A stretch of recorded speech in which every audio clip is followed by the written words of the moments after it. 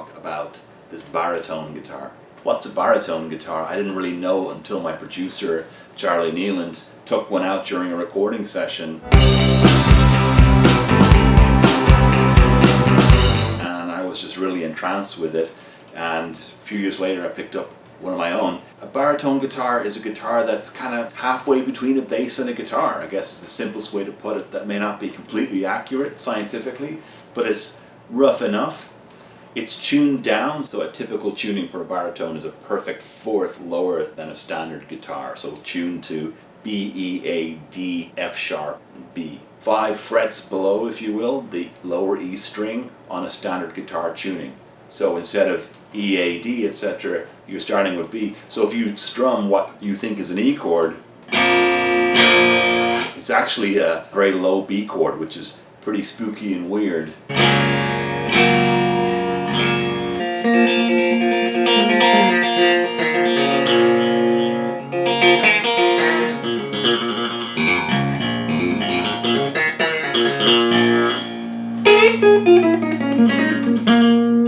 And you'll notice it has a really twangy sound, which is kind of the attraction of it. And these were made popular in the 60s by singers like Duane Eddy. He used them on a number of his songs and gave him a kind of a signature twangy lower sound.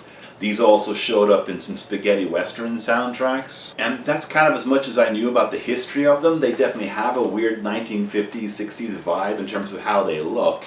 You'll see this one has this beautiful, shiny, glittery kind of Hollywood stars feel to the body. And this weird faux leather, I guess this is some kind of, I don't know, it feels like formica that you would have on a diner table covering maybe. It's a little white strip that goes around the side, little plastic pick guard, and you'll notice that it's much longer than a standard guitar. And the reason is, you can tune a standard guitar down, but if you tune a regular guitar to drop B or drop it all the way down to B, the strings just get loose and sloppy and slappy and buzzy, whereas these thicker gauge strings, they're designed to play at that lower frequency, and in order to withstand the tension of the thicker strings, you've got a different reinforcement on the body and a longer neck. Reading online, I've read that the Danelectro models had a couple of issues where the pickups are not amazing, the electronics are not great, and I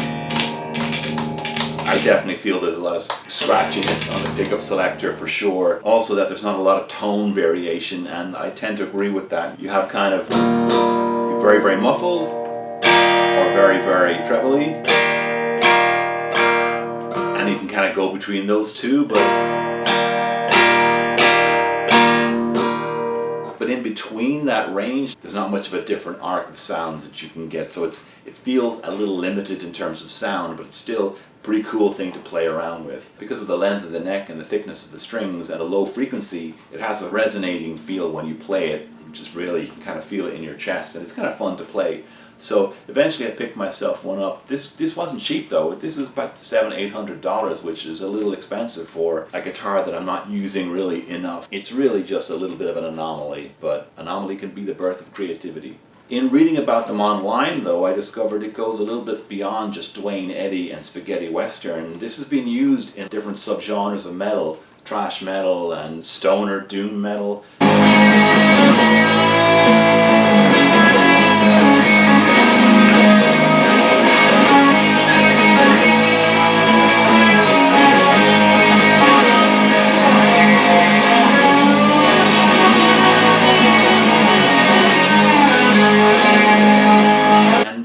Heard that, it kind of made sense, because a lot of metal, they're tuning the guitar down to drop D or drop C to get a heavier, deeper sound on some of those power chords. Well, you can't get much lower than a baritone guitar without actually going to a bass guitar. So this facilitates a much lower, resonating, droning sound, which works well for different genres of metal. It's also been used by a lot of other guitarists all the way up until the 2000s. Buckethead, for example, Eddie Van Halen, Aerosmith, Arctic Monkeys, Pat Smear, the Foo Fighters. Some people have used it for fingerpicking. That doesn't strike me as necessarily where you would go with this guitar.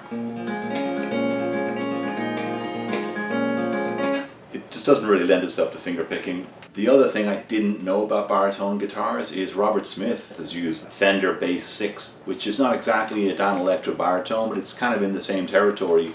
And he used it a lot on this album, Disintegration, which is one of the seminal Goth albums and one of the landmark Cure albums, and frankly one of the best guitar albums ever recorded. I played this in the car on the way to play a gig with O'Halo one year, and some of the other members of the band just not enthused. That should have been a red flag for me that O'Halo wasn't going to last that long, and in fact that was probably one of our last gigs. But in reading that about Disintegration, it kind of made sense because it explains some of that resonant, deep tone, that lush, thick feeling that a lot of the guitars have. It seems very bass heavy, but a lot of that's done on the Fender Bass VI. So with that, I wanted to have a little bit of fun myself and just see what my baritone could do.